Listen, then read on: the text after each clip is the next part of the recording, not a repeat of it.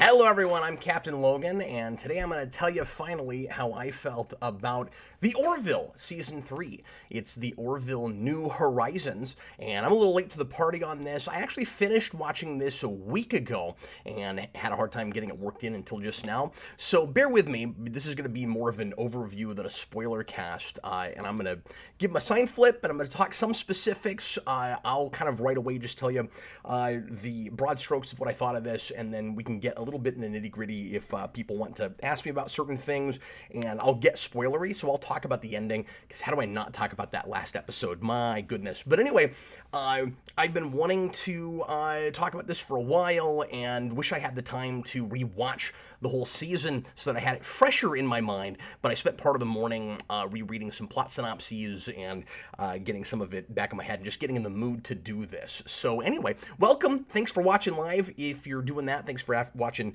after the fact later on. You guys are great. Thanks a bunch for your support and interest and keeping the train running here on Geekvolution. So right away, I'll just kind of get this out of the way. I'm feeling it. It's wonderful. Thanks for watching, everybody. I'll see you later. Have a wonderful afternoon. No, Season 3 for the Orville, and of course we have no idea if the show is going to continue.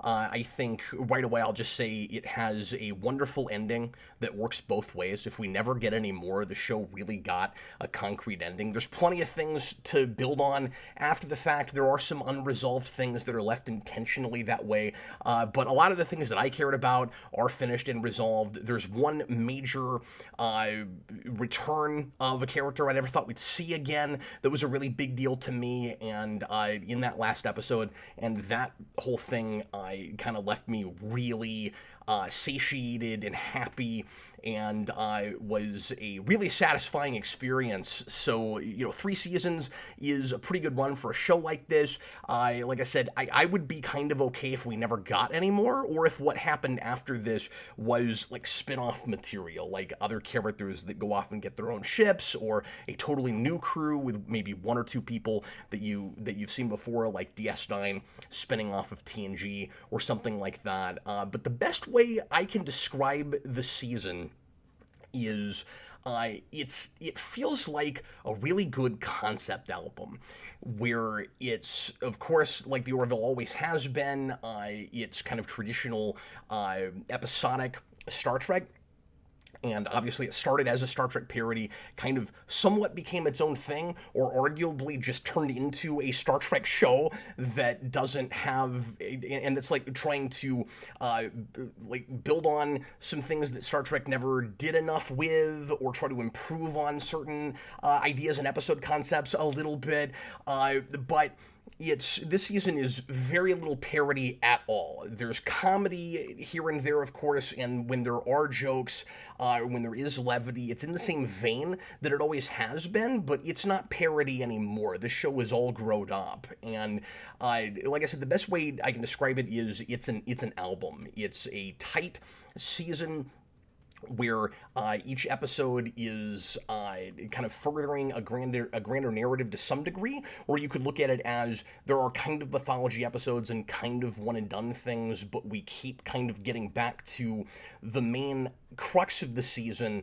thematically, which is coexistence in every possible permeation, coexistence with other planets, with other civilizations, with other people of different ideologies, figuring out how to live together, a singular person of 2 worlds, figuring out how to make those things coexist for him or herself. That's the kind of overarching major idea that brings the whole thing together, and it's bookended really wonderfully. I'll talk about that later when I get into some spoilers. It starts in a real somber, somewhat bleak place. It ends on a much lighter note. I think it really earns that. And again, it's so thematically, it's about coexistence. That's holding the whole thing together, and then it keeps kind of checking in with the larger conflicts happening through the season with the Kalon, with the Krill, are kind of constantly wavering, not great relationship with the Mocklins because of what's happened with Bortus's, Bortus and Clayton's kid, who was born a girl, and they're not okay with that. So everybody has to, when there is the occasional daughter, they have to make the daughter male. All of that gets really interesting this season, and it seems like every episode, even the more kind of throwaway one-and-done episodes, have not lost the larger politics of the season, the larger conflicts. It touches on all of that. It maybe risks sometimes feeling like too many important things are happening in a singular season. I think it handles that a lot better than something like Enterprise Season 4, which I'm not going to be able to help but compare this to quite a bit. Like I said, it seems like we're trying to improve on a lot of things in Star Trek that didn't quite stick the landing, didn't quite work real well. We're working more without a net, so the show is trying to improve on itself because it's not constricted by being on broadcast TV anymore. It's not constricted by Fox anymore. And it's able to have longer episodes. Initially, Hulu wanted them to cap them off at no longer than like 70 minutes, but they even allowed them to go farther than that in some cases. When this was going to be broadcast, apparently, I read a lot of stuff on the Orville wiki this morning that I wasn't aware of, and that's where I'm getting a lot of this information. Fox was going to, of course, keep them at 45-minute episodes because it's broadcast television. So that season was supposed to have a lot more two-parters, and it would have still been probably 13 episodes, but it would have been like Enterprise Season 3 or Season 4 with not the three-parters because it's not a 20-something episode season, but where more of the episodes are big and important and matter to the grander mythology and the history and the goings-on, I should say, and when you do that, again, you kind of risk it feeling kind of contrived, like just because you want to ramp things up and you want to keep getting bigger, and you've got all these different threads that you've set up, you're going to force it so that all these really major things are all happening, and it seems unlikely that all these things would compound on each other in the same year or over just a few months. You know, how do you stay realistic with that?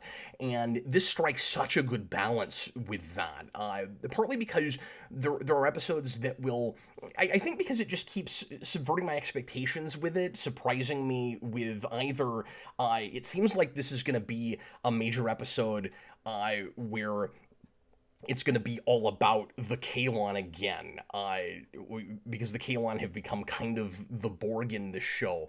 And then it will kind of go off in its own direction, and you'll find out that's actually just the inciting incident, and that has something to do with the Kalon, and then or even the Krill or whoever we're talking about, and then it kind of goes off its own way. Or it'll start off seeming like a singular episode that doesn't really have much to do with anything else, and then it will turn into more of a mythology episode. We kind of keep doing that. So, for instance, you get episodes like Mortality Paradox, which by the middle of the episode, you're led to believe that all the illusions that our landing party, and of course this is one of those episodes where most of the important people all go down to the planet, right? And at first they go to a high school, and there's a crazy danger they have to deal with, and then suddenly that transforms into an airplane scenario, and it seems like they're just stuck in a whole season of the Twilight Zone that plays out through the whole episode. And by the middle, you're led to believe that it's the Kalon doing this to our characters, and it turns out by the end, this is a minor spoiler, that's not what's going on at all, and so it ends up being more of a one and done. But it also ends up being a follow-up to an earlier episode, I think from the first season, maybe second, I can't remember now, because it's running together the first couple seasons for me a little bit now, and I've not rewatched all of them, so I've got this season fresher in my mind, of course, and then there's certain things that it follows up with that I don't remember super well, but anyway, so you've got episodes like that, and then you've got episodes like the time travel episode where we go back to what's it called? Twice in a Lifetime, which I liked a lot better than I thought I was going to. That's a really great Gordon episode, and it opens with a big Kalon fight, and it feels like we're going to have this huge epic battle with them again, and then it kind of goes to a first contact place where we go back in time right after that. Excuse the plumbing, that sound will be gone in a minute, and Tom, thanks for the super chat, I'll get to that in a second, and then it turns out that that's just a setup for this more standalone episode. So kind of just broad strengths and weaknesses, praises and complaints real quick before I get more into nitty-gritty stuff. I think the longer episode times usually are a... sorry, that's very distracting. I think the longer episode times are usually really an advantage, and I had to kind of adjust to it because I'm so used to, with this kind of science fiction and with Star Trek, I'm so used to the big things happening in 2 parts or sometimes even 3. And I had to keep reminding myself in a major episode like Gently Falling Rain with the Krill, where we go to their homeworld for the first time, and that's all really neat. We're trying to put together we're trying to put together an alliance with them, a treaty to go up against the Kalon, and then of course your penultimate episode, Domino, which I think is, I know one of them is 80 minutes, and I think that's the 80-minute episode, 80 or 85, like it's feature length, it feels like a movie. I have to keep reminding myself that, like looking at my timestamp, oh yeah, this keeps going. The first episode was really jarring for that in a good way, where I got 50 minutes in and I was like, my goodness, have I actually been watching this for this long already? And like, where else could it go? How is there this much time left? And it just lets things breathe. It lets McFarlane and the other writers, Braga, Baramas, etc., it lets those guys all really write for moments, really, spend time letting our characters be introspective and feel things and figure stuff out. There are places where I think the episodes do get a little bit long in the tooth, and maybe they're a little bit too excited about getting to you drag these things out as long as they want to, or I shouldn't say drag them out, but where you... I don't even want to say you're watching first drafts of episodes, because you're not. This is very polished. But there are places where I'm like, okay, sometimes the regular broadcast format will hold you back in good ways, where you're restricted. It forces you to be more creative, and I'm not sure that first episode had to necessarily be as long as it is, and I have that with a couple of other episodes where you'll cut things for time that then you'll look at deleted scenes later and go, yeah, that probably needed to be cut. That kind of messes with the pacing of it a little bit. So usually I like the really deliberate pacing, and I never get bored with it. There are just places where I'll sometimes feel like it could be a little bit tighter. It doesn't have to be as long as it is. And then the other thing is, it'll fall into occasionally into the opposite trap, which is the episodes are so long that when we're rushing things, it really shows. Particularly and this is one of my biggest complaints, and this is a great episode, but you get an episode like Gently Falling Rain where you have so much political stuff and shifting alliances and stuff that all happens within one episode. And the issue isn't even that it all happens in one episode, it's that it feels like it happens over a period of like 12 hours, where I feel like there are sometimes these episodes should let just more time pass within the episode, kind of like early TNG used to do, where because Star Trek kind of at some point stopped doing that as much, where it would get a lot more concerned with star dates and making sure that a whole season was actually a year in real time of the reality of the show. And this show doesn't really do that much, where it'll jump 2-3 weeks inside of one episode. I think there might be a couple episodes in first season that do that, I forget. But this kind of needed that. And I'll get into that again here in a little bit with spoilers. But it's you also get some silly things where I wonder, are we still in parody territory, or are we cheating in the exact same way Star Trek sometimes would cheat?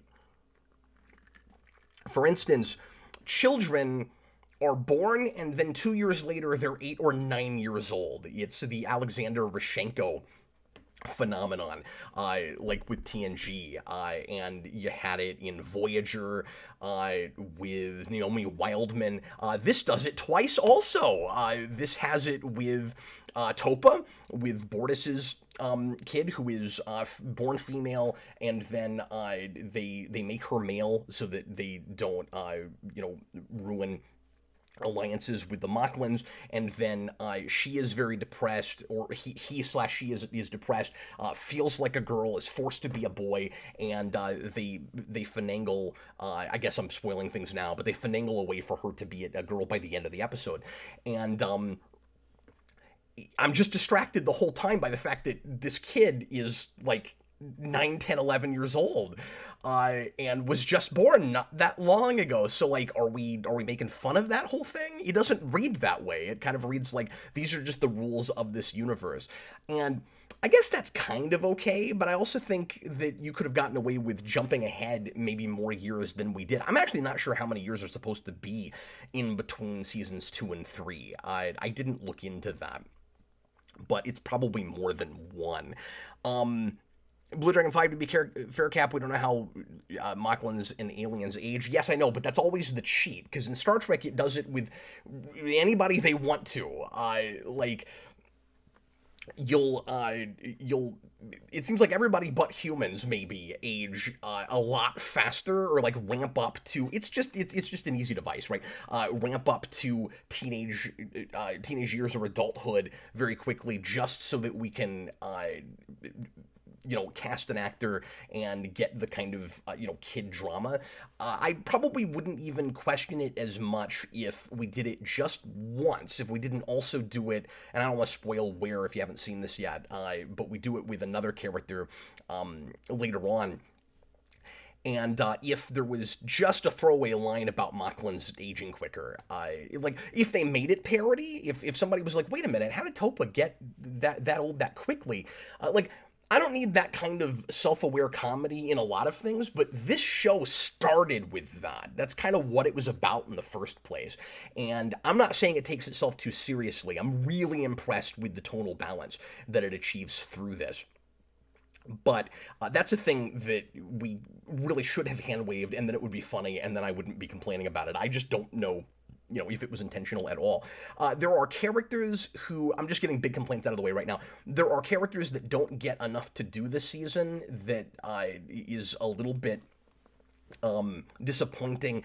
Tala was a really great replacement stand-in for Anara and in season 2, and I was really impressed that they were able to give us another Zilean woman, and I didn't mind it because I was afraid that she would feel really generic, and she doesn't. She's a very different character. I kind of was hoping she'd get an episode this season, or more of one than she gets. She's not really the focus much of anything, and she gets some cool stuff to do, and she's a good character, and she helps move stories along, but I could have used an episode about her. I could have used, there was no way the production could have known, of course, that Norm Macdonald was going to pass away before the season came out, but I was kind of hoping for a Yafet episode finally, or one that was kind of more about him, and that's maybe a big ask, because that's a lot of special effects shots, and he's a blob character that is entirely CG, but you can kind of tell, looking at interviews and stuff, that if they had known that Norm Macdonald was sick, they would have given him more to do, because he gets very little dialogue and scenes this whole season. Like, occasionally he's there, but you can tell that they're kind of holding back on that for probably budgetary reasons, even though Hulu gave them quite a bit of money. Real quick, so if you have not seen this season, I'm going to go ahead and start moving into spoiler territory now, because I'm already 20 minutes in. So once again, really highly feeling it. This is now a complete series. Like whether we get more, and I certainly I can't say I'm hoping we don't. Although there's a part of me because I trust these guys to make more quality stuff, and that it's not going to fall on its face if they make a season 4. I'm not really concerned about that. It's again really up in the air because apparently the actors have already been let out of their contracts. McFarlane is moving on to another project right now. He's doing a prequel to Ted, and that's a movie I never saw and a thing I don't have any interest in or know anything about. But he's hoping eventually they'll get back to this. This was a huge, strenuous project that was really difficult for everybody involved, and you hear that story a lot with stuff made during COVID, but like it took them over 2 years to shoot everything. We got 3 seasons of TV within 5 years. Like, if COVID hadn't happened, there's every possibility that we would be seeing season 4 like around the corner right now. There's no doubt in my mind that Hulu would have renewed it if we'd gotten anything like the quality of material that we just got. Hulu doesn't. It's never been officially renewed or canceled, but it sounds like Hulu is very much willing to work with them and negotiations, get another season made. It's not really a is it canceled or is it not kind of situation. It's a can you get the band back together kind of question. It's more of like a movie that was really successful and everybody's just trying to decide if they're going to even make a sequel and when they will, if it's down the line. I wouldn't even mind a big budget movie for the Orville as the next thing they do, to be perfectly honest with you. Like, I'm kind of okay if this is the end of this iteration of the show, because I really like kind of the I really like kind of the poetry of it. I like the way it grows up and is seasoned and then kind of moves on at the end. It starts as a parody of Star Trek and then it becomes Star Trek, and then arguably season 3 it moves beyond it a little bit, and then in its last episode the whole thing is a wonderful restatement of thesis about just what the show is, but also what Star Trek is, like where it starts from, and is one of like the best reiterations of Prime Directive and why that is so important to the Federation and the Union in this case. It's and why the utopia works if it works. Everything about that, like the end of this show takes it back to. I'll just say this real quick. It goes back to the comedy place. It's not even Star Trek parody as much as it's just comedy again. It's the most lighthearted episode of the season, which sounds counterintuitive but works perfectly. And it's one of the best finales of anything I've ever seen. Like, I want more of it, but there's a part of me that's like, it got a perfect ending. So anyway, that's how I feel about it. I also want to say to anybody that's not watched this, that if you're not a big Star Trek fan, you've seen maybe a few episodes, or you've only seen the Abrams movies, or you find it to just be overwhelming and bewildering, and you don't know where to penetrate it. I'm in a place now where I feel confident in saying the Orville is not a bad place to first experience the concepts of Star Trek. Even though you're getting a lot of things in a parody context, and you'll see things that are made fun of before, if you then go and watch a lot of Star Trek, you'll see them done seriously. That's kind of the risk you take. That's the penalty, I suppose. But it's not held down with the baggage of a lot of continuity and a lot of history and a lot of stuff that you have to keep track of. And even by the end of the 3rd season, there's more mythology now. There's a lot more stuff that has happened, and we've introduced more characters and species and stuff, but it's still really digestible. I think it's a really good introduction to Star Trek, even though it's not Star Trek. And somebody messaged me the other day and said, I've never watched any Star Trek, or it was a comment in a video or something. I've never watched any Star Trek, and I've watched through the Orville now, and it's great, and it kind of makes me want to get into Star Trek. And there's lots of reasons for that, because part of that's because of a lot of the alum TNG into Enterprise alum that is involved in this show. So once again, this is fantastic overall. I'm so happy with it, and there's a part of me that wants to say this is now, if I could count it as a Star Trek show, my third favorite Star Trek show. But I don't know what I can bump off the list without being blasphemous. So I don't totally feel right in saying that, but I want to after that finale. Anyway, so now I will open up for spoilers and things. Feel free to leave comments and super chats if you're so inclined, and I'll talk about anything with the season that you want me to. Again, I will do my level best to remember as much of everything as I can. It's only 10 episodes, but, they're longer, and it's been a while with some of them. Couple of other points I want to make real quick before I get into more specifics of the season. I mentioned that that third episode with all of the illusions, which is one of the more fun, visually creative episodes. It's not my favorite episode of the season or anything, and it's one of the more easy kind of throwaway sorts of episodes. It's also because, as I alluded to earlier, because it's a follow-up to an earlier episode.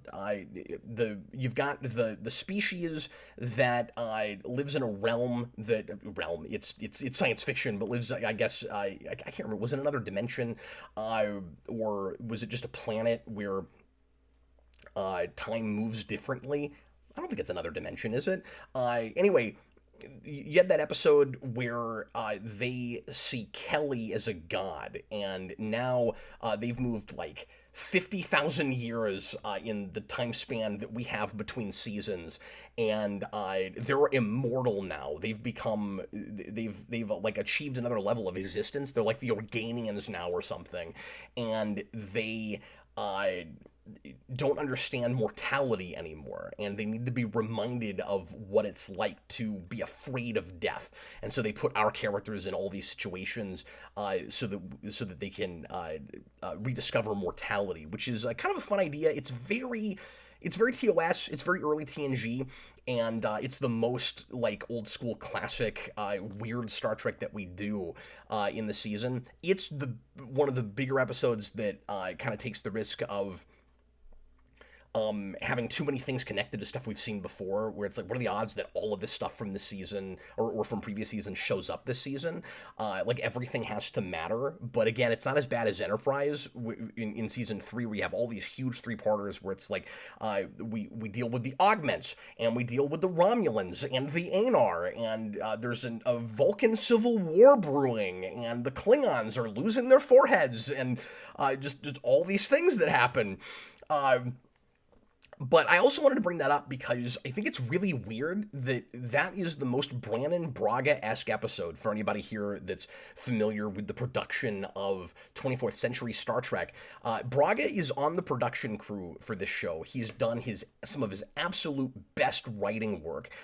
He's really, in my mind, redeemed himself a lot for many of the things that didn't work in later Star Trek, and especially with stuff with Enterprise.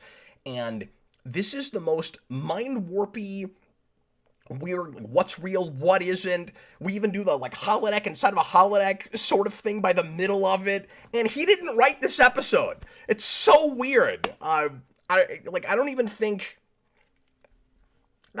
he's got story credit or plotting credit at all on this one.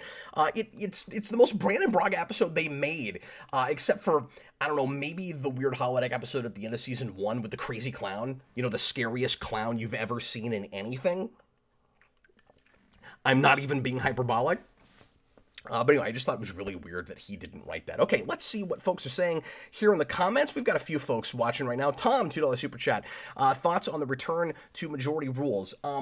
It's Majority Rule is the name of the episode. So that's my favorite episode of the series. I think even still, at least conceptually and writing-wise, idea-wise, and just at the very least, the morality tale sorts of episodes. The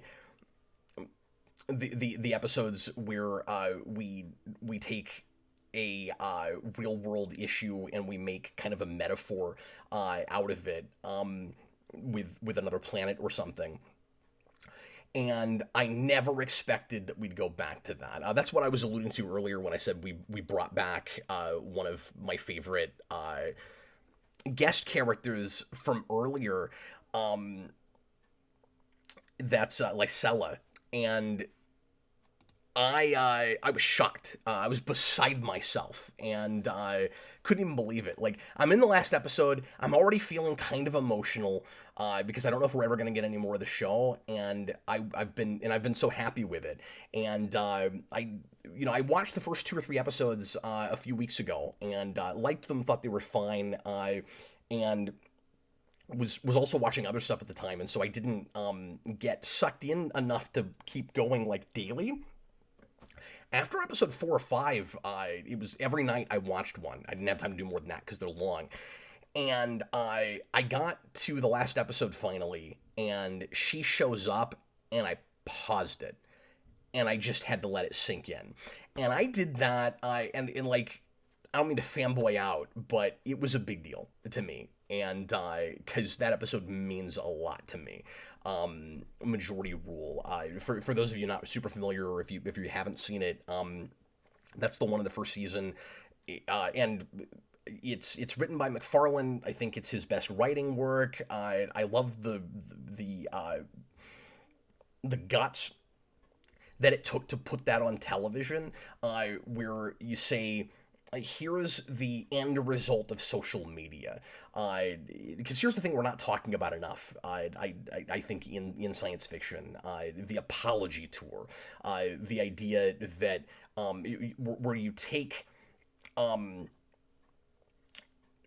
democracy too far, and we arguably have kind of done that in our society. It hit home really hard, but it was also done in a really creative and like fun way. It's a really enjoyable episode. It's really entertaining, but it's also messed up, and we're so close to all of that already that the tribalism idea, groupthink, that everybody can come together to ruin a person based on public opinion. The whole thing is about cancel culture. Really before that term became as prevalent as it is now, because things are changing so rapidly all the time. So she shows up at the end in the last episode. Sorry, I don't know what's going on right now. Okay, everybody give me just a minute here. I'm going to take just a quick break, folks.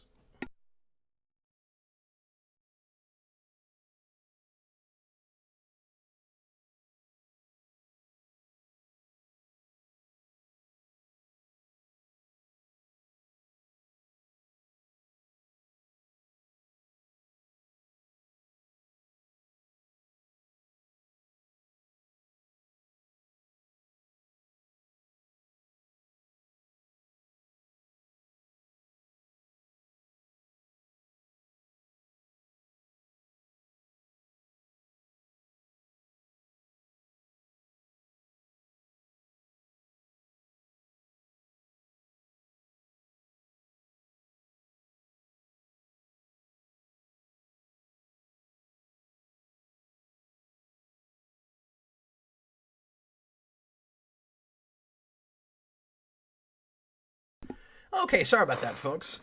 Just had to take care of my kids. Anyway, so uh, so that character from Majority Rule shows up, and I'm thinking, okay, we're gonna go back to the planet, and we're gonna see how things have evolved and how much worse everything is, because she says, like, it's impossible to even live on my planet now. People are having their lives ruined right and left because of tribalism. It's so much worse than it ever used to be. When she first shows up, she takes the pin they all have to wear with the thumbs up, thumbs down, the arrows, and she puts it down and says never again. It's great. And there's a part of me that did kind of want to see what the culture looks like now, but what they did was arguably more interesting, where she decides that she wants asylum. It's one of these great asylum episodes. TNG does this a few times. It's kind of a big Star Trek, or kind of a standard Star Trek story, where you have somebody from another culture who is unhappy with the way things are and asks you for asylum, and you have to grant it. But then the question is, how involved do you get? How far can you go before you break the Prime Directive? Before you get too involved and you're meddling, you're interfering in the natural development of a culture. And it doesn't go exactly the direction that you think it will, because at first she's happy with this new life. It's like, oh, this is amazing. It's a utopia, and somehow everybody is getting along, and there's enough for everyone to go. There's enough of everything to go around, and you have replicators. I really love, by the way, that they deal with the idea that the replicator is the technology that makes this possible. Of course, they call it synthesizer there. They have to have different names for everything, except for the couple of things they don't. Occasionally, they'll just use terminology that's straight out of Star Trek, where it's like they're not even trying anymore. I don't know what else to call this. But the replicator is the single piece of technology that makes it possible to have a culture where people, by and large, don't have to work for a living, or don't have to work just to scrape by. The idea being that people still do work and still do contribute, because it's not about the accumulation of things anymore. People really do all care about the betterment of mankind. And that episode makes the best case I've ever heard for why we wouldn't just get complacent, and people wouldn't just get lazy, and it wouldn't just turn into the future of Wall-E with all the fat people in the pods. And then it ends up being the best case I've probably ever seen for Prime Directive. We get a origin for the Prime Directive, which is, well, we did decide to give a culture our technology, and they weren't mature enough for it yet. And in 5 years, they used it. It was a culture like ours, where people were too divided, and you had like half the people on one side of an argument and half the people on the other side. And when that technology was given to them equally, they just went to war and used it for nefarious ends and destroyed their culture. It's great. Like, of course that's what would happen. And so it's, she makes a compelling argument early on where she says, why wouldn't you just go help people with this? Like, you're really selfish. You just keep it for yourselves. And that's what it would look like from her perspective and for an outsider. And I really like how difficult it is to convince her, but that ultimately she's able to be convinced. And I hope that the show continues, we find out where she goes, and like, enough years would have to pass to get her on a ship or anything, but I love her. I like that actress a lot, and I want to see her as either a recurring or regular character in either a spinoff or a season 4. But she, and it is kind of weird that their planet is so much like ours, that and there's not even any alien makeup with her people or anything, so I always have to remind myself that wasn't time travel. Like, of course it wasn't, like, I get that, but that world looks so much like the world we live in right this very moment, that and I guess TOS did that quite a bit too, but anyway, so it's, I don't know, I think where they go with her is really spectacular, and like I said, just restating the thesis, just being a what's the word I'm looking for? A reaffirmation of what Star Trek is about, both in Prime Directive, in non-interference, why that's important, why it's a necessary evil not to save everyone, not to step in. We talk about playing God in that episode. It's also about not policing the universe, and the implications for our world and for our country specifically in America is all clear in there. And yes, this is stuff that Star Trek has dealt with before. You can call it retread, but it's done as well or better than it ever has been, and it just feels like a really good update where we're talking about it in the terms of where we are right now. Senior 6. $2 super chat. So is Orville the new Trek and or Stargate? Of course, that's a thing that a lot of fans that aren't real happy with current Star Trek, with new Trek, as it were, like to bandy about. It's I don't like to think of it as new Star Trek, a Star Trek replacement. It's what Star Trek was, and in my mind, more of what it ought to be now. Because some people look at Orville and say, especially during the first season, well, it's just more TNG, and you can't do that now. Like, you have to update it more. And I think it really did move beyond that. And the pacing of it, and maybe even in set construction and stuff, yes, is a little bit of kind of like 90s and 2000s throwback. But in the ways the stories are constructed, what they're talking about, the risks they're taking in tackling current social issues, and the show's not afraid to talk about anything or to say anything. It's really what Star Trek should be, and I think Strange New Worlds has bordered more on that, and has gotten close to it, or closer to it anyway. It's a good proof of concept for what modern Star Trek ought to be. This just is that. This just is Star Trek under another name, I think. But I will say reimagined a bit, right? Because here's what Orville affords you. I've been thinking about this a lot lately.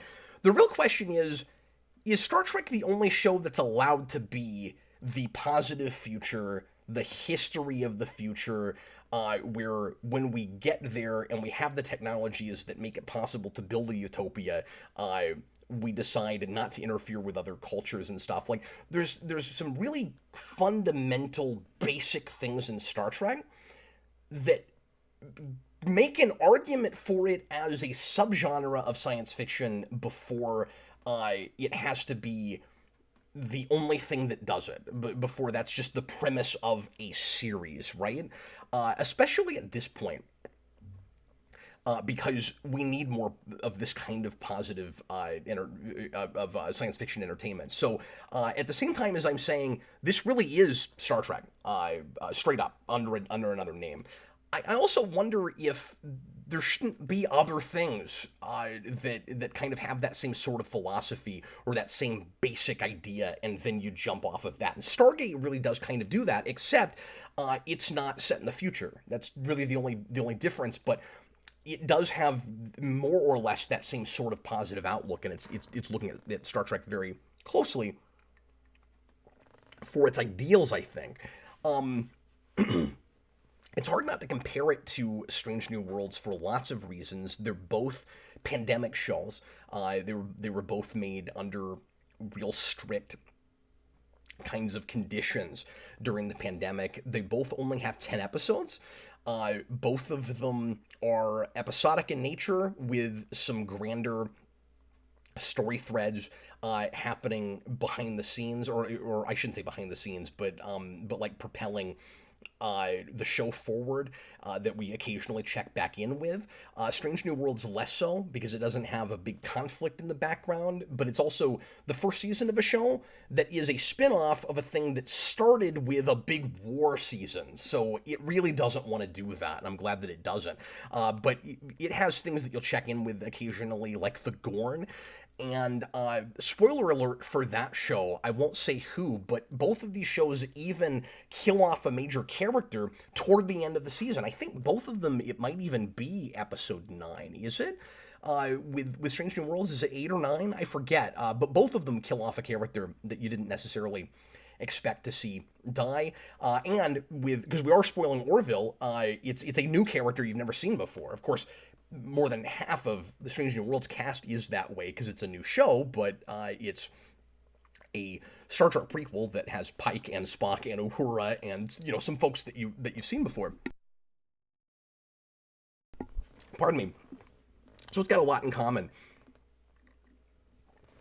This is the better show in my mind, but I am still enjoying Strange New Worlds. I still wish that that's more or less where New Trek had started. This show ramps up more in the back half. Its last and I haven't done one of these for Strange New Worlds, partly because after I finished it and got some weeks away from it, I was struggling to remember. I felt like enough of it to sit down and talk about it, but I don't know. Maybe I could still kind of get away with it in a broad strokes thing, like I'm doing with this, or maybe I'll just try to rewatch a couple of episodes and then eventually, finally sit down and do that before the second season drops. But the last 5 episodes of that show, more or less, I found not as strong as the first half. And it's got its moments and some stuff that I certainly really enjoyed, but I got less impressed with it as it went along. And this really ramps up and is its best stuff is in its back half. Let me check for other comments and stuff. Hayden Spring, I think I might have eye problems because it took me until season 3 to notice security and engineering people have different colored uniforms. I thought they were both red. No, they do have different colored uniforms. Yeah. Hi, AMC Comics. Good to see you.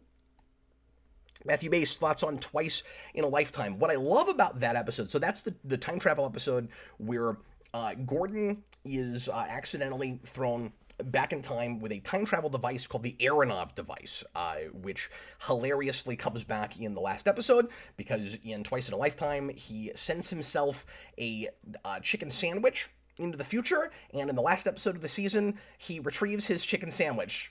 Beautiful! Wonderful setup and payoff in an episodic show where you're not necessarily expecting to get that in the middle of a scene. And in an episode at the end that, again, goes back to the comedy of the first season and kind of goes back to basics with what this show is, while again simultaneously proving that it's really good Star Trek. I can't stop talking about the last episode. I love it so much. And I also really love it. Let me say this real quick. I'll talk about Twice in a Lifetime. I also really love it because so much of what's in it, and maybe some of you guys won't agree and don't think that it sticks the landing, so much of it shouldn't work, and in only 10 episodes somehow gets us there.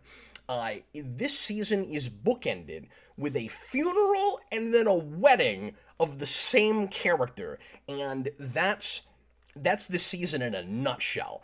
It opens with a grave, somber premise where Isaac, our robot character who ostensibly has no emotions, he's Data if Data was a member of the Borg, or the Borg are a bunch of Datas, however you like it, and he realizes that the crew isn't accepting him anymore because of the role he played in the Battle for Earth with the Kalon, with the famous two-parter in the second season that changed everything, and I think made a lot of people realize that this show wasn't going to just be a Star Trek parody and wanted to just be TNG all over again. And he commits suicide.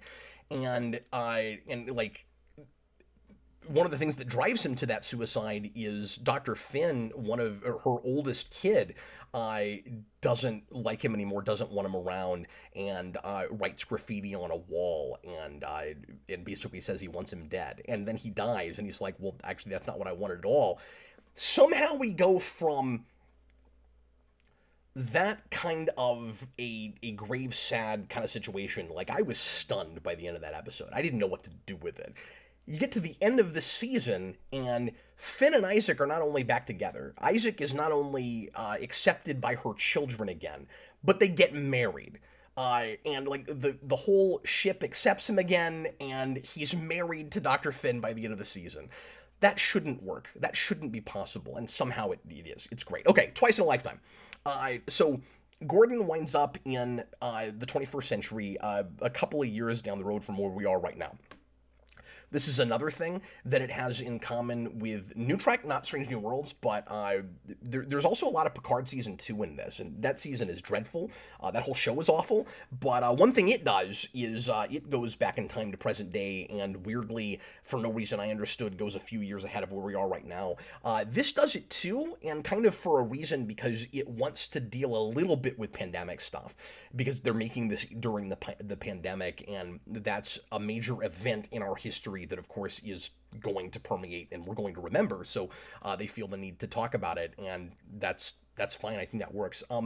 real quick, because there's a point that I started making earlier that I didn't finish, and I just realized it, and I think it's important, which is, while this is, as I say, this whole show altogether now, if we never get any more, it's kind of cool that it's 3 seasons like TOS, but ended on its own terms. You have, I'm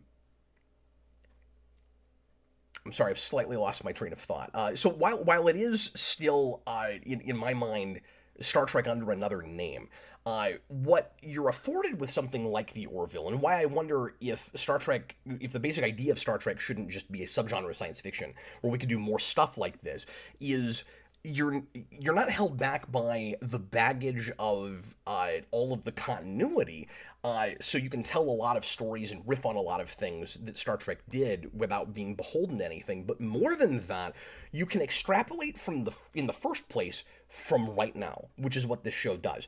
Star Trek is always handcuffed by the 60s and tries to get away from that in various ways and to a lot of degrees of success and failure. So TNG in 1987 said, how do we talk about things that are happening right now, but also extrapolate from today's technology, because we've already jumped ahead from some of the things that are in the original series, or we're getting really close to them that Roddenberry didn't think we'd get until the 23rd century, but here it is in 1987, we're already close, we already have them. So what do? Well, you jump ahead into the future. And now we're doing prequels where the technology is so much better and we're extrapolating from right now, but we're also doing a lot of, especially with Strange New Worlds, we're doing a lot of kitschy throwback kind of retro futurism all at the same time, and it doesn't always gel. It doesn't go together. When you start Star Trek over like this, which I always said New Trek should have just been a straight up reboot, and so should have Star Trek '09. When you go back and you start over completely, you're not handcuffed by the 60s. You can extrapolate from right now, and all of your technology can be throwing into the future what we have right now. Okay, I'm going to finally answer the man's question. My apologies. So, stuff's coming to me that I want to make sure I mention. Twice in a lifetime. Talking about a whole season of TV is tough for me. There's just there's so much there. There's so much to say. You take Gordon back into the past, and you deal with temporal prime directive, which of course this show doesn't, it can't call it because it's not Star Trek, but there are clear protocols with time travel, because unlike with Star Trek, we don't really deal with any of the beginnings of time travel. We just say, we know that we can do it, and we don't fully understand it, and there are paradoxes, and it's confusing, and all we know is you could really muck up the timeline and create messed up, crazy paradoxes if you go back in time and are too involved. So we do what Picard and crew almost did at the end of First Contact when they tried to blow up the ship, which is we say Gordon is expected to, this is in the job description, he knows about this, he's expected, if he's stuck in the 21st century and can't get home, to go live in the woods somewhere and never interact with anyone. And if he has to die, he will do that in order to preserve the future. And he tries that. He follows his job to the letter, and ultimately, he's not able to do that. And he ends up he lives for 9 or 10 months by himself, and he almost starves, and he has a moment of weakness, and he ends up getting involved in civilization, and he gets married, and he has kids, and kids, I forget, and the woman that he gets together with, this is also a follow-up to an earlier episode, the woman that he gets together with is the woman whose phone he found in an earlier episode that he recreates on the holodeck, or makes he makes a replicated version of. I'm just using Star Trek technology or terminology because it's all Star Trek stuff. There's holodeck stuff in this. There's a replicator. I don't remember a lot about that episode, but I did remember that woman, and that it's a riff on the you fall in love with a woman on the holodeck kind of thing, except she actually existed. And so he goes and finds her. And when Mercer finds him, he and Kelly say, you broke essentially the temporal prime directive. What is wrong with you? You know you're not supposed to do this. You're going to get court-martialed when we bring you back. And he says, I'm not going back. and it's a wonderful episode because they're both right. It's the kind of ethical conundrum where I can't pick sides. I have to be in the situation and on either side or the other before I tell you where I would land on it. You do anything for your kids, and so even if you can argue he shouldn't have had them in the first place, but now he has them. Like, as a father, I don't know how to not more than empathize with that. But then on Mercer's side, from Gordon's perspective, it feels like Mercer is the bad guy here, and that he's going to allow Gordon's kid or kids to never be born, and to not have this relationship with his wife, and force him to come back. And when you stop and think about it, what else is Mercer supposed to do? Like, he has to do that for the greater good, for the sake of the timeline, because he has no way of knowing what's going to happen if he leaves him there, because of the wonky way time travel kind of works here. It does have a little bit of that Legends of Tomorrow, it takes time for time to change, but I'm kind of okay with the throwaway explanation of we really don't know how all of this works, and there could be ripple effects that we're not aware of yet, because Gordon, if memory serves, says if something was going to happen, you'd know about it already. It would have happened instantaneously, and Mercer's like, not necessarily. There's an episode in first season with a time travel ending that I didn't buy, with this, I don't remember a lot about it right now, but there's this woman who is at first like a love interest for Mercer, and then ends up being the antagonist of the episode, and at the end she changes things with time travel, and there's a whole thing with memory and stuff that I didn't buy, where it seemed like it would have worked out differently because of normal sci-fi time travel rules. And now I want to go back and rewatch it, because I think this might have fixed it, but I don't remember enough about it right now, so I'm not sure. But anyway, yeah, that's a great episode, because you get to the end, and Gordon says, oh yeah, like the Gordon that hasn't gone through this, because they managed to reset the timeline, and he or not reset the timeline, but they wipe over what happens there. It never happens. They go back and, well, I guess they do kind of wipe over the time. They go back and they get Gordon. The idea was they couldn't pinpoint exactly, and I love this because Star Trek never does this. They couldn't exactly pinpoint the right time, so they overshot it or undershot it by like 10 years. So they showed up too late, and then they finally get back when he's only been there for like a couple of months or something, and they pick him up. They take him back. The way the forward time travel works is really cool, and I don't know why we've never done this. This season does a lot more like thoughtful riffing on Star Trek ideas before it's parroting them. There's not as much of, how come it doesn't work this way? There's not as many of those great jokes like Mercer, we probably should have like a bowl of fruit on the table in the conference room when we're doing negotiations with species so that people don't get famished. There's not as much of that in this season. It's a lot more like just being, and again, with some writers and producers from previous Star Trek that have worked on Star Trek before, going, this is more realistic. This is probably more what it really should have been.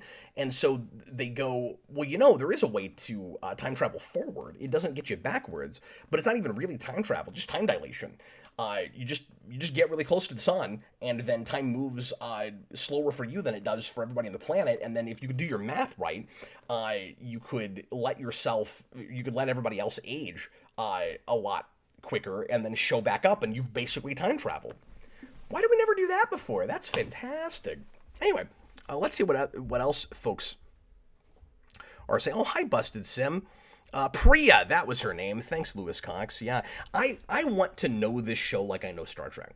And If I can somehow find the time, I'm going to start doing a lot of rewatches and put together some trivia and do what I always did with Star Trek and just try to get to know it inside and out. AMC, hey Cap, off topic, but have you ever watched, oh, I shouldn't read this, it's off topic. Have you ever watched Duck Dodgers from 2003? It too was sort of quasi-serious, mostly comedic parody of Trek. Paul Dini helmed it. I've seen a couple episodes and I remember really liking it, but I should watch more of that. Let me see what... Oh, not a chicken sandwich, says Blue Dragon 5. What kind of sandwich was it? I don't remember. It was a sandwich. Was it a tuna sandwich? I don't think it was. I forget now. Anyway, okay, let me talk some highlights real quick. I've already talked quite a bit about that last episode. So I'll hit some other things, and maybe I'll come back to it. There are 10... We're already at about an hour. I could probably do a few notes on each really briefly, or I could just hit the major ones. I'm trying to decide how exactly I want to handle the rest of this. Yeah, let me just hit each of these really, really briefly. Electric Sheep, we've touched on.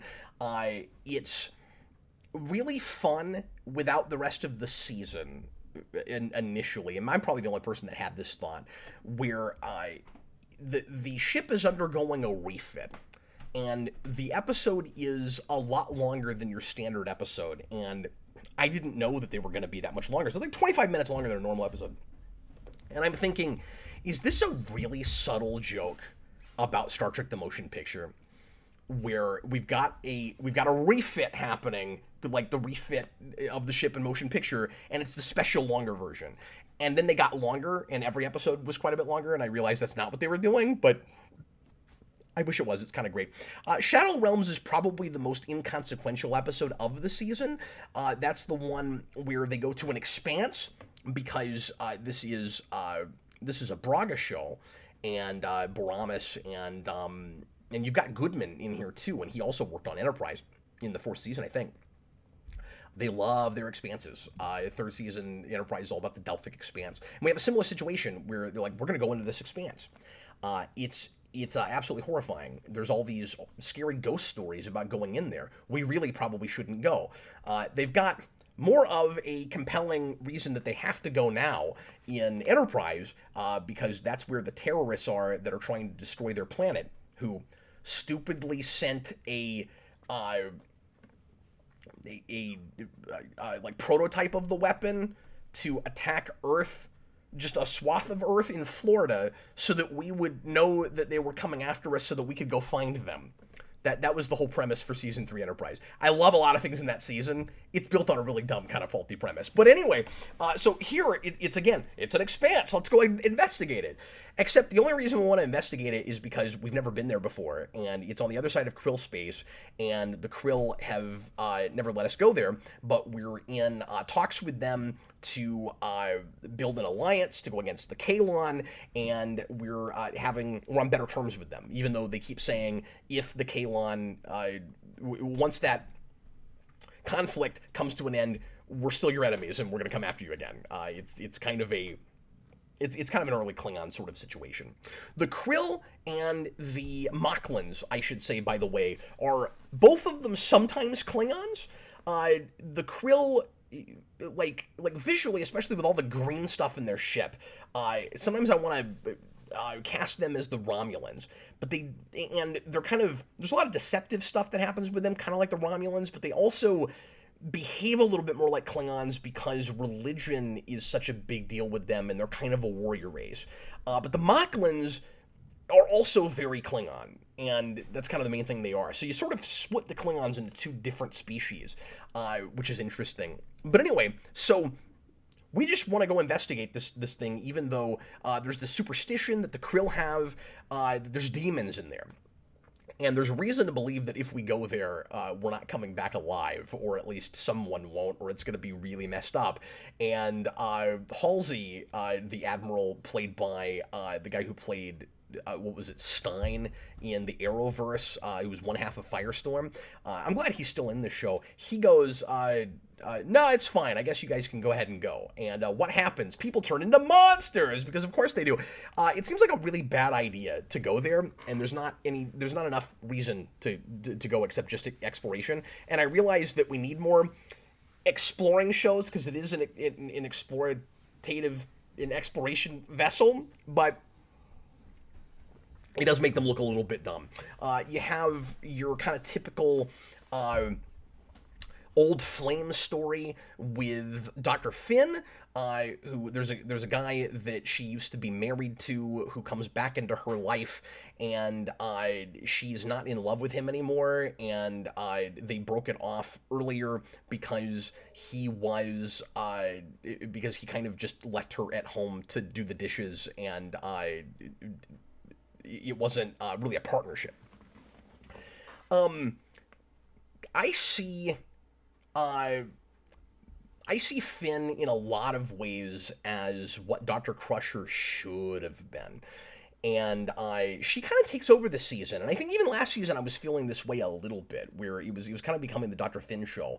And I'm kind of two minds about it, because she's one of the most interesting characters in the show. She's played by an actress who usually plays really deceptive characters that are kind of more out for themselves than anybody else, and I really liked seeing her play somebody so altruistic and a good mother, and she's a great actress, and so Penny Johnson-Gerald, and so I've been really enjoying seeing that, but too much of the season is about her, I think. I will kind of lob that at it a little bit. So yeah, this is kind of a body horror episode. It's not really my thing. It's fun. It goes back to Genesis from TNG a little bit with the giant Reginald Barkley spider. So if that's your thing. It also has in common with Strange New Worlds. There's something for everybody this season. Every episode is kind of a riff on another kind of Star Trek thing, except I think Strange New Worlds is kind of more in a real clear box each episode, where like this is the episode type that we're redoing, and this show, just like it has all the way through, tends to do more blends of things, and will start from a place. You'll think you'll know where it's going, and then it really kind of flips the script at some point. And Strange New Worlds, I'm hoping, starts to do that more in its second season. Mortality Paradox we talked about a lot, so I think we'll move on. Gently Falling Rain. Like I said, the big issue I had with that episode is I think we kind of rush the politics of it, or the shifting alliances a little bit too quickly. I couldn't get my head around the idea that you've got a chancellor who's in an election, and he invites the delegation from the Union down on election day in the middle of the polls, or in the middle of the polls being counted and broadcast. He thinks he's going to win, and he's not really worried that the woman coming up trying to make a coup to beat him is going to succeed. And you can draw parallels to recent elections very, very clearly here, of course. I like that it's not flat out the same thing. It's not yet another just, look Trump bad kind of thing. It's more nuanced than that, but it's more just touching on how easy it is for certain people to get a whole group of people behind them where you'd think it would be more difficult. And she's not straight up any particular real life character, which I appreciate. Like, she comes more from nothing. She probably has more in common as far as like political coups go. She probably has more in common with Hitler than anybody else I can think of. But even that's not exactly right. And she's more sympathetic than that guy, of course. But anyway, you can draw parallels with her and a lot of different historical characters, real people. Anyway, but I just think it's, even with him thinking that there's no way he loses, I still think it's kind of weird that he's just the timing of it. He's walking the delegation around going, look at this great view of this city. Look at all these cool things I have here. And then, by the way, the election is almost over, and you're going to be dethroned or crowned here in a couple of minutes. Oh, okay, I'll go watch that. Like, it was weird. It made him look nearly absent-minded. I thought that was very strange. But I thought the way that I forget her name, and she's from a previous episode. She has an affair with Mercer. But the way she comes to power, I thought was pretty realistic. I just thought the whole thing was really rushed. We're like immediately, right away. Okay, I've won, so my people are going to take over. Sorry, I'm looking for her name here. Talea, that's who it is. She's supposed to wait a while before she's sworn in and is able to become the new chancellor and take over the planet. And if she has enough people in set up in the right positions where they could just walk into the current chancellor's office and take him down and put her in his place, why go through the election in the first place? Like, why not just do that immediately? I'm also not. I like the thematic implications of her and Mercer's daughter, but I'm not the biggest fan of it just as a plot point, because that kind of thing I always see as too easy and too kind of typical trite TV. You have two. Not to get too into this, but you have two characters of completely different species that have intimate relations one time, and she gets pregnant. Even in a normal, in a non-genre situation with two human beings that do that, that seems too easy much of the time. Like, yes, it happens, it can happen, but my goodness, you don't even know if you're a compatible species, if your species are compatible, and you sleep together one time and she's got a kid. Okay. I also thought that the only place in the season, and I like this episode overall, but I guess some of my bigger issues are in this. The only place the whole season where I feel like where it gets, I don't even know if I want to say preachy about something, but just where the social commentary is kind of tacked on anyway, is kind of shoved in, is that episode at the end with the abortion thing. It's not about what it's saying about abortion. It's just that the whole episode isn't about that, and it feels like it really wants to get some kind of discussion about that in an episode somewhere, or make some kind of a statement about it. And so there just needs to be more discussion about it before it happens, because it came out of nowhere, and I was like, wait, what are we doing? Why are we doing this right now? And I love the moment where Mercer, Seth MacFarlane stops everything and says, look, if you were just gonna kill her anyway, or you thought it might get to that point, why even have her? And I really like that, especially looking at things from the perspective of the people in the Union, where there are a lot of taboo things now that just aren't in their future, and I really like the perspective of it and the consistent perspective. So they clearly don't have any issue at that point with abortion, probably at least at a particular point with terms, right? They also don't have a problem with sex changes. That's a thing that we deal with in Tale of Two Topas, which I liked so much more than I thought I would, and was really impressed with how mature that episode was how maturely that was handled, where there's a place where Dr. Finn says, oh yeah, that procedure to have a sex change is one of the safest and simplest things you can do. It gives you the sense that nobody even thinks twice about it, and if you were a man, no one would probably even ask you if you were at birth. Where, like, if you chose to change at some point, nobody would ever know the difference, and if you want to tell people, you can, but it's your prerogative, it's your body. You can be whoever you want to be, and whatever you want to be, and they have the technology to make that possible and less awkward than now. So just like with the replicator thing, there are a lot of non-issues at that point just because of what the technology is, and I really like that. But end of that Krill episode, he goes, well, why even have her? And she says, well, I'll show you. And you see what they do to people that get abortions. And it's a cool sci-fi way to do this, where they make a simulation, and they, again, I love that they're not afraid to talk about any of this stuff. It just feels tacked on, where they show a couple what their kid might look like had he gotten older, and then the kid says, why did you kill me? And it's haunting, and it's horrifying, and I like that. And maybe if you made a whole episode about that, it would feel really preachy, and I'm not totally sure how you would do it, but it did kind of come out of nowhere. So that was kind of a question I had. And then another question I have about that episode is when she brings Mercer into her new office, Talia, I guess is her name, and she gives him this whole thing about how she's not who he thinks she is, and she is going to execute Mercer and his whole party in the morning.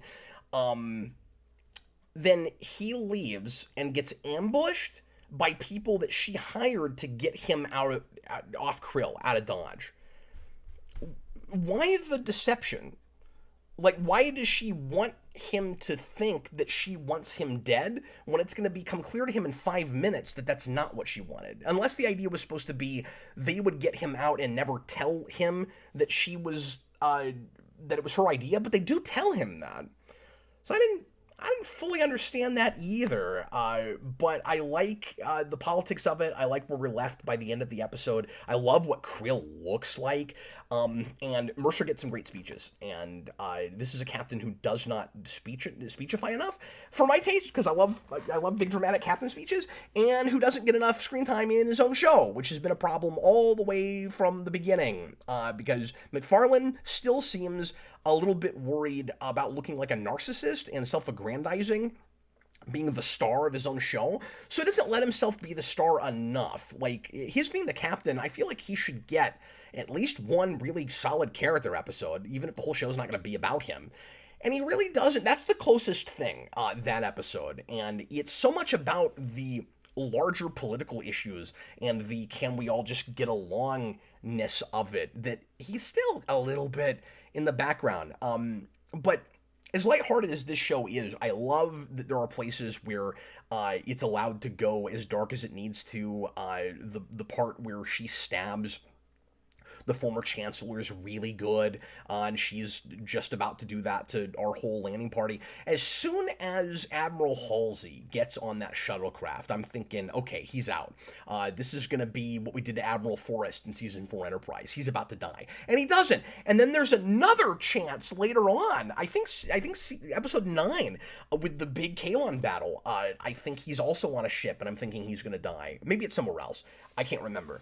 And he makes it out of the season. I was shocked, because he's so expendable. It would have been really easy to get rid of him at some point. So it was nice that that didn't happen. Tom, $2 super chat. Topa immigration was brutal. Dolly liked filming. Irrigation. Okay, I don't totally know what he means by that. I'll get to that episode here in a minute. So Topa gets 2 episodes. And I want to talk about the Tale of Two Topas, the sex change episode, for a second. So that character is played by 2 different actresses, or 2 different actors, I should say, pardon me, a male actor and then a female actor, and this is gutsy, man. It's especially impressive knowing now that the back half, the last 5 episodes, were all shot all together, like out of sequence, completely randomly, and they had to do that because of COVID. And that's nuts. Like, shooting out of sequence is hard enough, but to do 5 separate episodes that all have to do with completely different things, none of them all at once. That's nuts. They only used 2 directors, McFarlane and I forget the other guy's name, but that's part of why they were able to get away with that, I think. But anyway, so it's really impressive to me that the actress that plays Topa, once she's a girl again at the end of that episode, then gets her own episode and is really good. And it feels like, she's who you've been watching that whole episode, but it's mostly the male actor that first time around. And I remember thinking, I wonder if somehow this is the same person all the way through, and it's not. But I can't really tell. Like, I'm like, is it an actor change, or is it makeup? Like, that they're making this character seem so masculine and then so effeminate, and like dropping the voice at the end and all of that. It is just an actor change, but I wasn't 100% sure, and that's a good testament to the whole episode, I think. I found Topa incredibly sympathetic through that whole thing. It's not just a meditation on gender identity. It handles that whole thing in such a mature way. I don't think it matters where you are on any of those issues. You potentially can get something out of it, because it's also about mental health, and it's also about being allowed to be yourself, and how crushing and oppressive and uh, and how much it makes you feel like you have no freedom when you're not allowed to just be you. And I feel like you can take anybody in a situation where they've ever felt that way and put them in Topa's position. Even forgetting about the background with she started as a girl and she was forced to be a boy and she doesn't feel like herself because she was forced that way. But like, that can be a metaphor for so many things, right? Like, you're brought up Catholic, but you're not sure about it, and you don't really believe it, and you have to go through the motions, and eventually you really don't believe in what you've been told your whole life, but here's all these things you're expected to do, and you have to marry somebody that's in the Catholic faith, and you're expected when you die to be buried in a particular place, and all of that. Like, you can use that as a metaphor for all kinds of different things. And I was, like I said, I was just really impressed with the maturity of it, and the loophole that they come up with is a little sketchy, where because it's not Dr. Finn who does the procedure, because it's not a Union officer, and they have Isaac do it. The two the Mocklins in the Union aren't willing to go to war over it because of that technicality. I'm not sure the Mocklins would have seen enough of a difference in it, especially because I thought Isaac was a Union officer. I think he's referred to as an officer a couple of times before that, and I just don't know that the Mocklins would see a difference. It doesn't matter ultimately, because they're going to take themselves out of the Union and go to war with us by the end of the season anyway. So, yeah, and then the next episode was Unknown Graves. And looking at this title, I always forget right away which one this is. Oh, yes, the Matriarchal Society. So it's really cool that from totally different species, we're handling different aspects of this the gender identity idea, and again, just how can people with opposing viewpoints get along. So you have the Mocklin Society that touts itself up as being only males and not having females, even though they do, but they just pretend like they don't, and they're not born very often, so it's easy for them to sweep that under the rug, although it turns out that they have sort of a black ops operation that is more than shady, and that's why ultimately we have to make them leave the Union. But you get the opposite thing, sort of, where you have a matriarchal society, and Star Trek has done this before. There's an early TNG episode that has a matriarchy, but this makes a whole episode about it, and it has these women who come aboard. This is maybe the weakest episode of the season, but it's still good. It's just not my favorite, but it's fine, where they come on the ship and all the men have to pretend to be subservient, and they have to leave rooms when important people are talking and all of that. I think they play it up sometimes as a little bit too much like comeuppance, like, yeah, men, it's your turn, when they live in an equal society. So like and I get the balance is hard, but in speaking to like our society, or I don't know, the people that are watching the show, but from the perspective of them in the future, I'm not sure that they would even have quite that concept in their civilization of, I mean, they would know historically that at one time men ruled the world, but the way they play it, it feels like a little too recently in their memory, if that makes any sense. This has been a problem, though, going all the way back with this show, where there's too many, like, pop culture references and things like that, where it's like there wasn't enough culture after the 21st century, where it's almost like they lived in our time and then just jumped forward into the future. We've solved a lot of that by now, but then when we have the time travel episode with Gordon that I talked about it a little bit ago,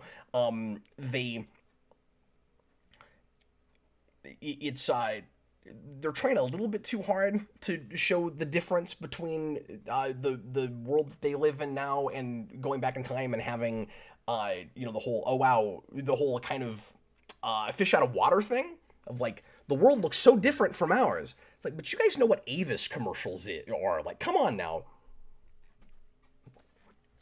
The bit where in the last episode where Kelly or somebody says, yeah, we have something like movies. I'm like, you guys know movies. You quote them all the time. Like, you know television. The only music you listen to is 20th century music. So I don't know. I don't have a ton to say about the episode with the Matriarchal Society, or at least the A story. The most interesting stuff in that, I say it's the weakest. I guess it's not, because all of the stuff about the origin of Kalon is really interesting. I think that's all in that same episode, right? Where we find out that, I'm trying to make sure that I'm right about this, where the Kalon were built to be kind of house cleaning robots by the society that thought that they were automatons, and it turned out that they had an AI. And even though the company that built them, and there's some clear social commentary there, with a big business not caring about the ethics of what it's doing, where they come to realize that these robots are sentient, but they come up with a torture device to force them to stay in servitude anyway. It makes them a lot more sympathetic. It gives them much more of a reason for what they're doing, and why in that two-part in the second season they didn't believe that humans could change, or that they would always, or I should say humanoids would always kind of fall back and make other beings subservient to them. That's talked about, but we didn't know where it came from until now. You have kind of a anti-lore in this episode, sort of a brother for Isaac, who is not an evil twin brother, but kind of his opposite, where he has emotions, and you realize what the Kalon could be if only they got past their bigotries, and that's really great. I thought it was a really neat idea to kind of flip that on its head, and to have Isaac get emotions, and then his system rejects them. And then he ultimately is better for it. It really feels like Braga and those guys saying, yeah, the data emotion chip in the movies was a misstep, and this is what it really should have been. And there's a lot of that with stuff throughout this. Like that episode 9 in some ways feels like Nemesis done a lot better. This whole thing feels like season 4 Enterprise done better, even though that's one of the better episodes of that season, or of that series. Pardon me, one of the better seasons of that series, is what I meant to say. I'm fading, I've been talking too long. This is turning more into just a straight-up spoiler cast, isn't it? I was afraid I wouldn't remember enough, and a lot of stuff is coming back to me as we're talking about this. Okay, so just real briefly, Midnight Blue is the kind of Topa follow-up episode. I was a little surprised to see it followed up that quickly. This was another episode where I felt like things were a little bit rushed. So Havina comes back, the first female Moclan we ever meet, who's played by a wonderful actress. I don't think I've ever seen her in anything before. The whole character feels patterned after maybe Maya Angelou or somebody, and she is kind of the female poet, the famous female poet of their age, and she is a philosopher, and she's kind of Topa's idol. And it's a don't meet your heroes kind of episode where we find out, and again, she's sympathetic, but she's breaking the rules. She's not supposed to she's got kind of an underground railroad for female Moclans, and she's built a little haven for them. And I guess, is it all just female Moclans there, or do they have any males? I forget. But she's got like a little haven for them, and they base all of their ideology off of the works and teachings of Dolly Parton, which is hilarious. And I didn't expect Dolly Parton to show up in the episode, but she has a cameo. She comes in and has a whole scene where she kind of gives Havina her opportunity for change. It's maybe a little overwritten, and I don't know if I 100% buy that Havina goes against what she was going to do with that, where she's finally willing to go sit down and talk to the Moclans. But overall, it works. I think Dolly Parton's actually really good in that scene.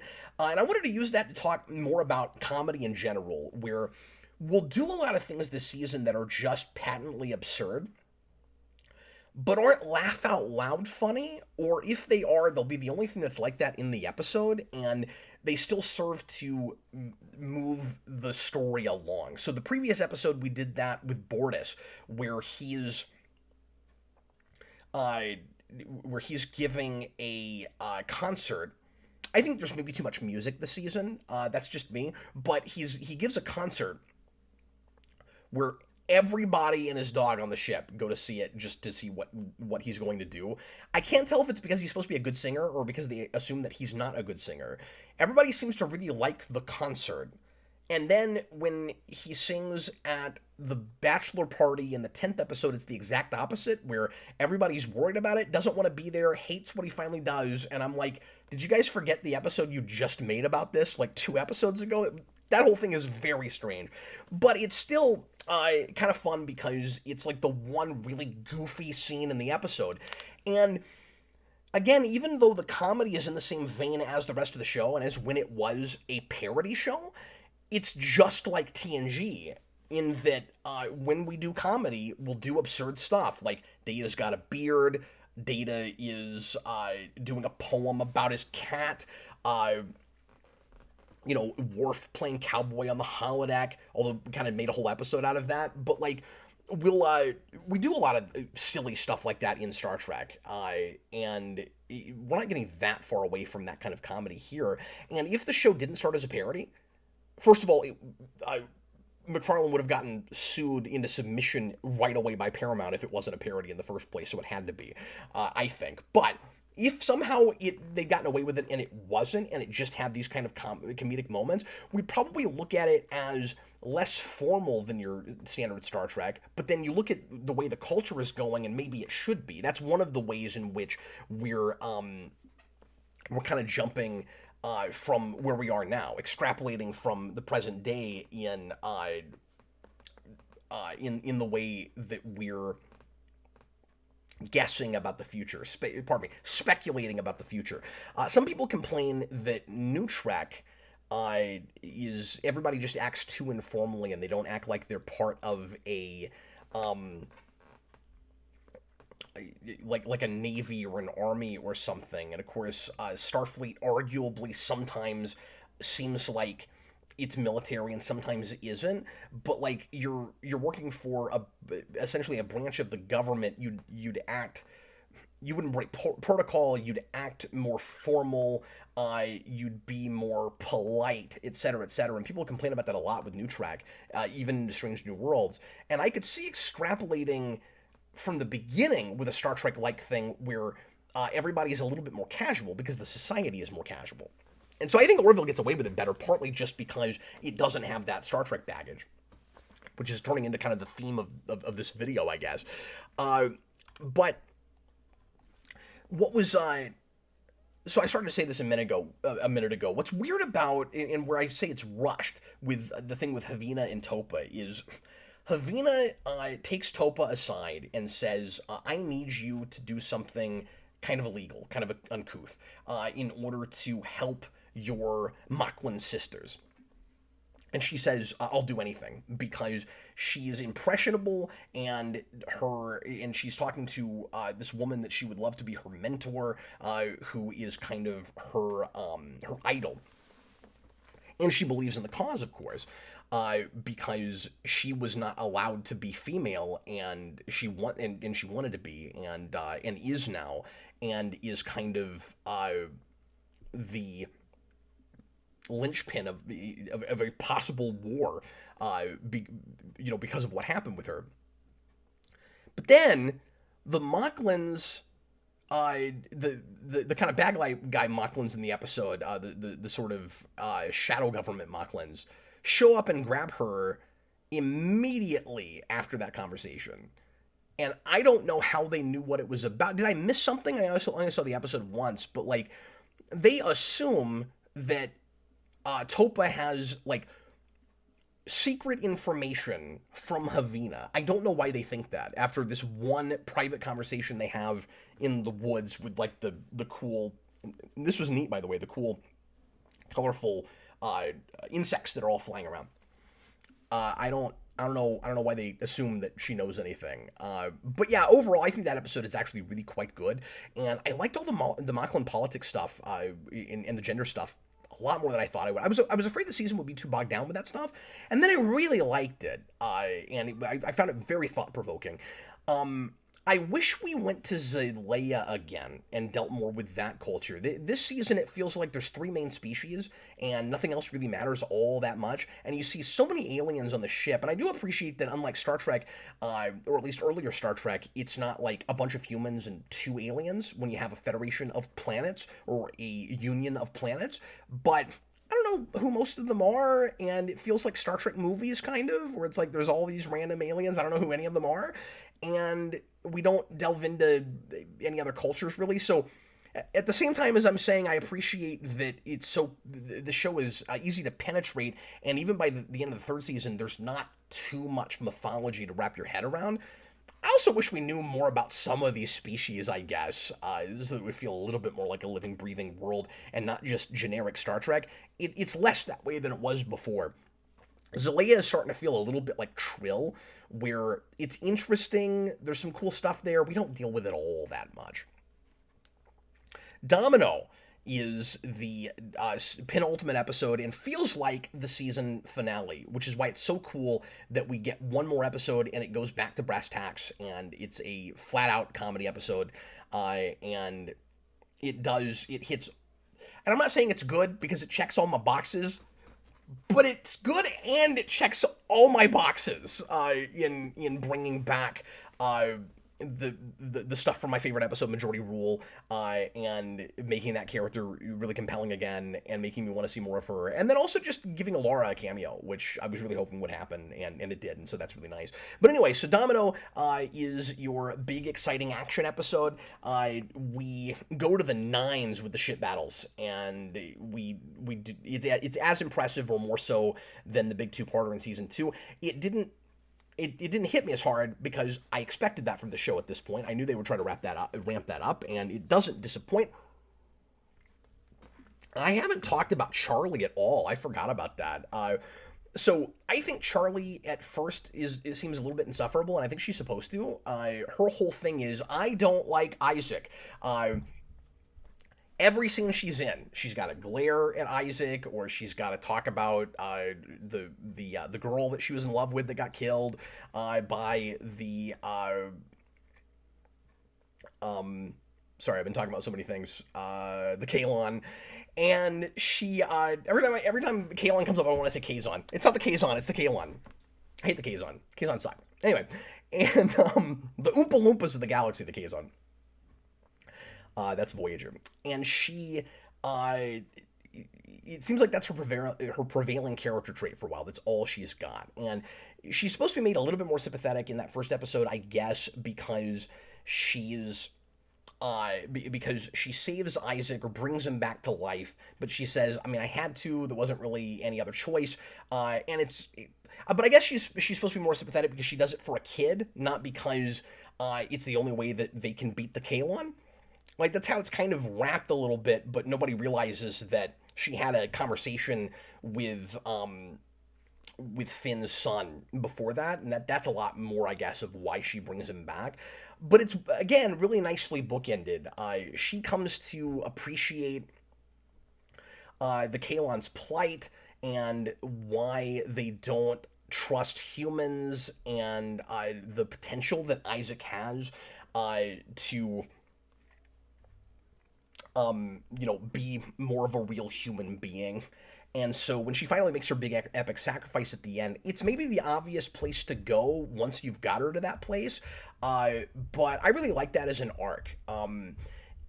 She's weirdly a cross between two characters that I never thought I would see put together like this from Star Trek, and both from TNG. She is, for a couple of reasons, she is Dr. Pulaski, because Pulaski doesn't like Data and doesn't think that he's a real person.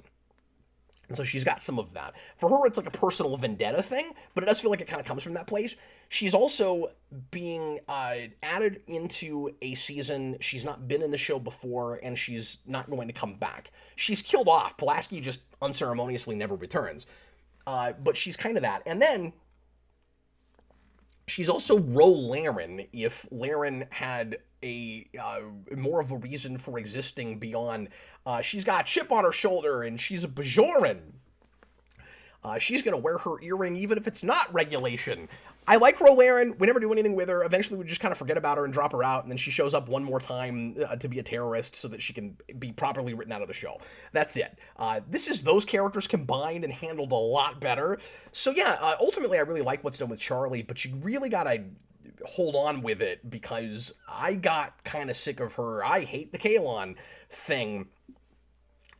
And then the show really wins me over on it by the end, and it's really good at that. So that's wonderful. The other thing where it really subverts expectations, of course, is the alliances and who is part of the Union or is allied with the Union by the end and who is not. The Moclans could go either way. From the end of Season 2, the Moclans could go either way. Like, they're eventually seceding from the Union or being thrown out or whatever, is not the biggest shocker. They're teaming up with the Krill, absolutely is.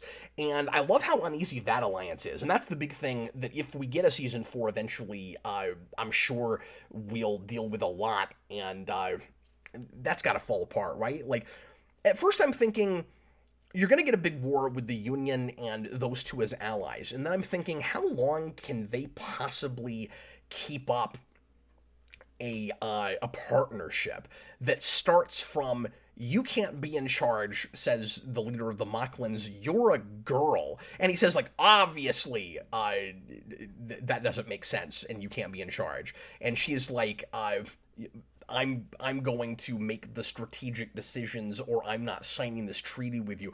That's not a sustainable place to begin a partnership. And that's one of the couple of things that is left on the table at the end of the season that I really do want to see the rest of at some point.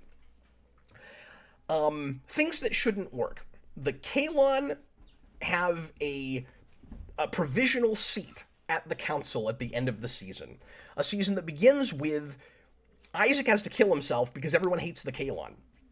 The show ends with Isaac gets married to Dr. Finn, and I keep wanting to call her Dr. Finn, Medicine Woman, gets married to Dr. Finn, and the species that we thought the whole season was going to be about a giant war with, or was going to ramp up to a big confrontation with, ends with, they're on our side. Again, a thing that Picard Season 2 tried to do and did it horribly, where the Borg kind of joined the Federation. What a stupid idea that shouldn't work. You can make anything work, you just have to make it work, and this absolutely does it. It's fantastic. Where the Kalon, because the whole Star Trek philosophy is lead by example. So we proved to the Kalon that we don't want them dead and that we can get along, that there can be coexistence because the woman that hated her most sacrificed herself so that they would not be destroyed. And when she helped develop a weapon that would kill them all. I love all the things that we're blending together to make this whole story work. It's got some Scorpion from Voyager. It's the end of or I'm sorry, I guess I should say it's Descent handled more thoughtfully in that it's dealing with the same thing that does with the end of Iborg.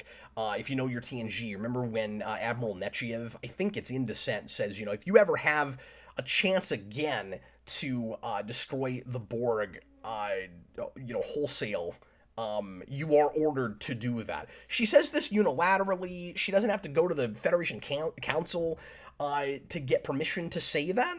Here, it's, well, we could wipe them all out. Why not? Well, because it's genocide. We've decided that this is a race that we consider living beings. And so we'll just use this weapon we've developed as a nuclear deterrent. We could have held on to that for a season, if this was already greenlit for season 4 and kept going. I'm really kind of glad we didn't. I'm glad that there's not this looming threat of, well, the Kalon are kind of on our side right now, but only because they haven't figured out how to beat our weapon yet. Like, as soon as they do, they're going to kill us all. What this does with it is way more interesting, and that's a place where rushing that, if you can say it's rushing it, actually really works. And I like that a lot. So by the end, the Kalon are on our side, and that leads to one of the great comedic moments of the whole season in the finale, where Isaac says, and I don't know if I totally buy that he would be dense enough to do this, or that he would not understand the culture enough to do this, but it's funny. Where we went from the last episode, they want us dead, and we had a chance to take them all out, and we didn't take it, and they could kill us all if they wanted to the entire race shows up for Isaac's wedding and freaks out Mercer and everybody on the crew because, oh God, they're after us again. Oh no, they just came for the wedding.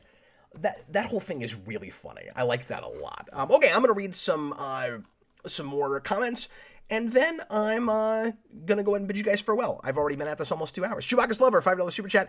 McFarlane said the only reason he made this show was because they would never let him write for Star Trek. You're not wrong. He explicitly said this. Well, and that's clear. And I mean, I got so tired for years of McFarlane showing up in Star Trek documentaries, I got to tell you. Here's a guy that's never worked for Star Trek. He's just a fan. Yeah, he seems to know it pretty well, but it's pretty pompous of this guy. He's got to show up in everything. Like, I'm the most famous Star Trek fan. Not that he's saying that or anything, but it was always annoying, where it was like, why do I care what this guy has to say? He made Family Guy. Like, shut up. I want to hear from people that made Star Trek.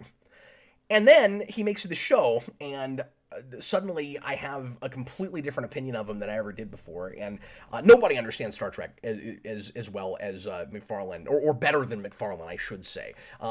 Like he's on par with the people that most understand what Star Trek is what I'm saying, and it sucks for him that season was so hard to make, and it seems like he maybe got burnt out on it, and I don't know that he'll ultimately end up wanting to come back. He's talked about it kind of diplomatically, like, it's not canceled, we want to bring it back, but it's hard to say just how much his heart is in it now. It is clear, though, if he chooses to do a thing, he puts everything into it, and I have so much appreciation for that. I meant to mention, too, that there was an 11th episode. It wouldn't have been number 11. I think it was like 7 or 8, that they almost made, and because of COVID restrictions, they couldn't shoot out of the country, so they weren't able to make it, but it was an episode that was supposed to be called Sympathy for the Devil. And it was made into a short book that I'd like to read. And I don't know that I'll review it, but I want to read it just to know what happens in it. But I haven't read about what that's about because I don't want to know until I read it. But I think that's interesting. And McFarlane also talked at one point about, while it was taking so long for the season to come out, about making some animated episodes maybe, and then that fell through. What I read was because of lack of enthusiasm. And that was on the Orville wiki, but I don't know if that was referring to enthusiasm from the part of fans or the part of the production. But I imagine the production. They were probably just so busy with the season, it was like, yeah, we're not going to commit resources to this. Lewis Cox, the Kaolins are like the Borg, but they don't assimilate people. Yeah, they're a race of Datas. They're a race of Lores, essentially. It's like Data has... It's like if Data, instead of having an evil twin, had a scary species. And that's, again, blending ideas, because we kind of put the Borg and Data together in First Contact also in a weird way that didn't make a lot of sense and didn't really work. And so making them the same really works and makes a lot of sense. And I also like that Isaac always comes from a logical place, and it's really cleverly written, where you can see potential strides being made, and there's always that question, like with Data, of whether he really has emotions or whether he's really evolving as a person or not. And nearly everything he does, you can interpret as he's just a machine, or he puts things into mechanical terms, but he really is evolving. And I love that you can never 100% really tell what it is. And so Finn could just be interpreting him as a person, and he isn't really quite that. But it doesn't matter because he's real to her, and that's really romantic. And I think it's really cool that, like, Data, there's no way you can dispute he developed emotion even without the emotion chip, or his wanting to be human, striving for that, yearning for that is enough to say he's human. And Isaac doesn't have that. There's really an interpretation to be made, I think.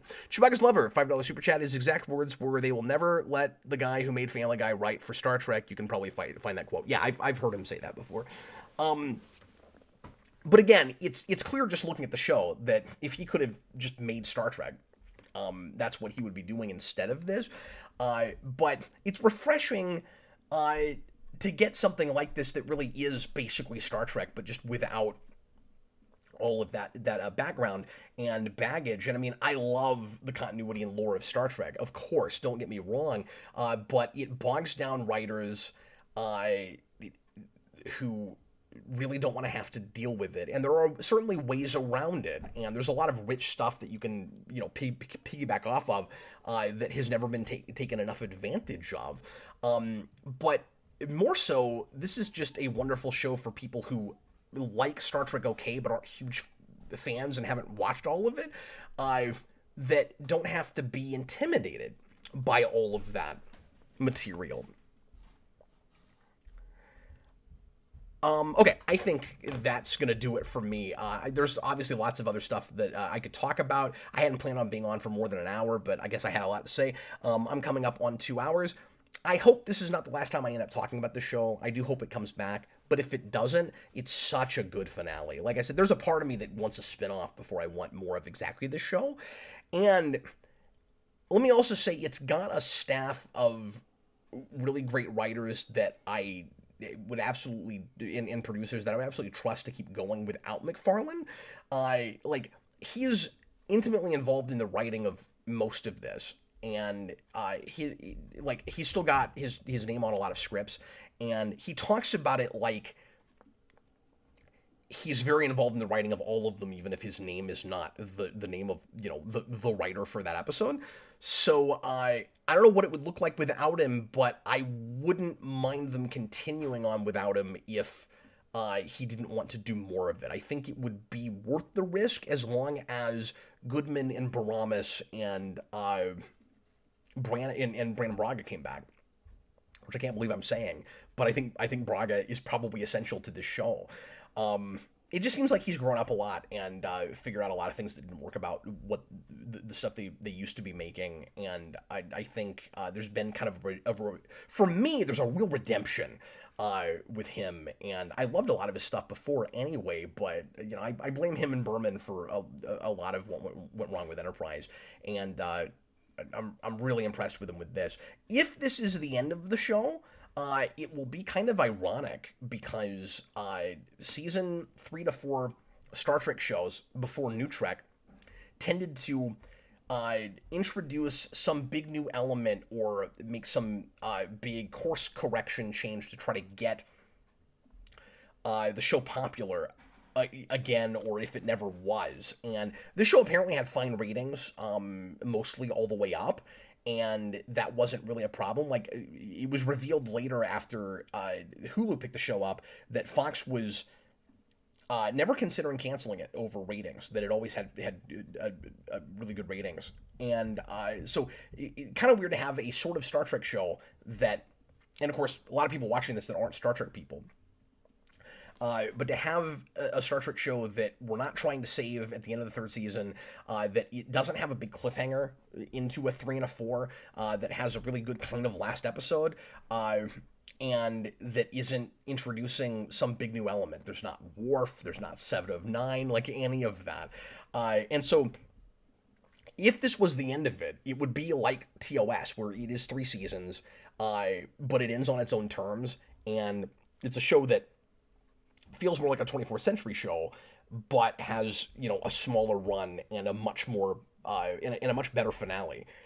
But maybe it will keep going and then get an even better finale, and I would love to see that if it happens. Anyway, thanks a lot for watching, guys. Oh, last thing real quick. I hate that there's still no merchandise for this show. Whether it comes back or not, I need action figures, I need ships. It really bothers me that I can't buy that stuff for this series, and I think there's enough interest that as long as the lines weren't too big, they would sell enough to warrant it. So anyway, thanks again, guys. I'm going to get going, and I hope you had fun with me talking about the Orville. I'll be back on Monday night for a new episode of Superhero Rewind. I'm going to be talking about broadly the superhero franchises that I think are overall the best and the weakest. So come join me for that, and thanks again for watching. I'm Captain Logan. Bye, folks.